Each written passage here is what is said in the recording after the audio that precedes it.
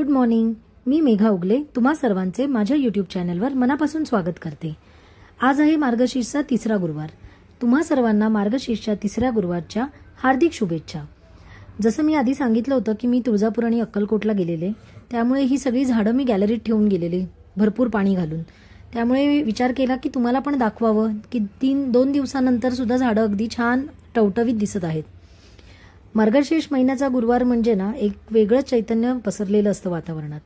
त्यामुळे मी अशी आधी पूजेची सगळी तयारी करून घेतली. चांगली 2 साड्या, तांब्या पितळेची भांडी पण लख्ख करून ठेवली. आणि आज देवीला मी मोत्याचा साज करणार आहे. मरून रंगाची साडी आणि त्याला बॅकड्रॉप, त्याला कॉन्ट्रास्ट मी करणार आहे.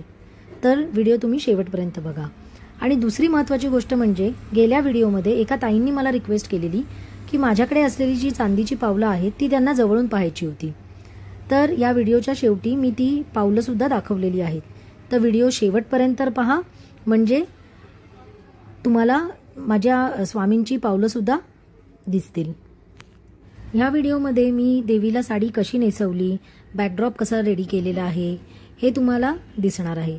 तसंच उंबरठा पूजनचे काही छोटे छोटे व्हिडिओज, महालक्ष्मी आईचे स्वागत मी कसे केलेले आहे ह्याचे छोटा व्हिडिओ, असं सगळं एकाच व्हिडिओत तुम्हाला दिसणार आहे. तर व्हिडिओ शेवटपर्यंत पहा, म्हणजे हे सगळं तुम्हाला पाहता येईल.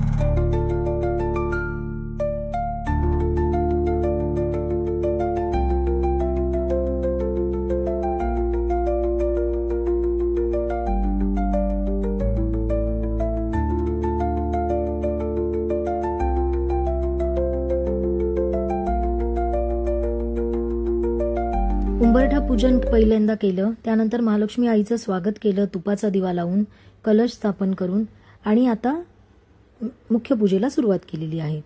सर्वप्रथम सगळ्या समया मी गंध लावून घेतलेला आहे त्यांना आणि प्रज्वलित केलेल्या आहेत।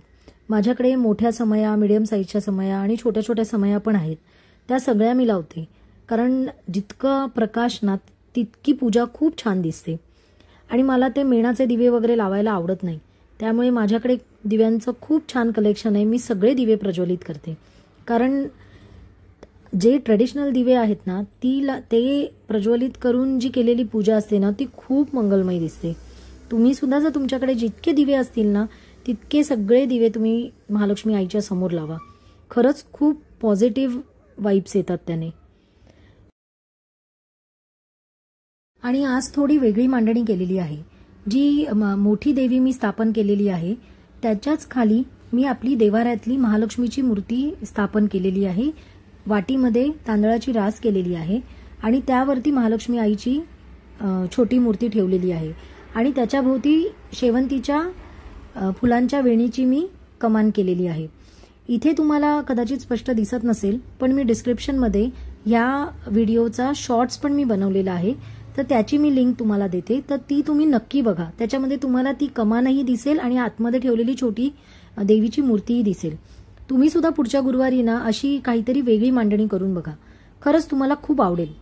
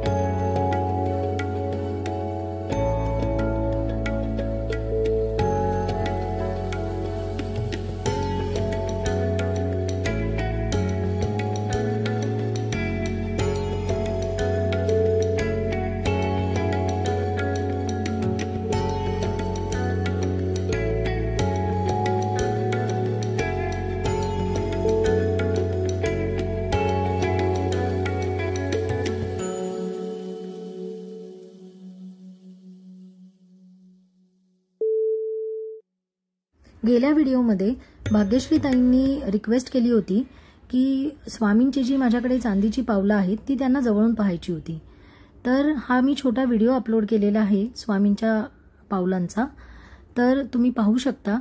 आणि ताई, ह्या स्वामींच्या पादुका मला माझ्या आईने दिलेल्या आहेत, त्यामुळे तिने कोणत्या दुकानातनं घेतल्या आहेत हे मला नक्की माहीत नाहीये, कारण माझी आई पुण्याला राहते, त्यामुळे मी ते सांगू नाही शकत तुम्हाला कुठून घेतले आहेत ते, कारण मला आईने दिलेले आहेत। तर तुम्ही हा व्हिडिओ दाखवून अशा पादुका तुम्ही घेऊ शकता। जर तुम्हाला हा व्हिडिओ आवडल्यास माझ्या चॅनलला लाईक करा, शेअर करा आणि सबस्क्राईब करा। धन्यवाद।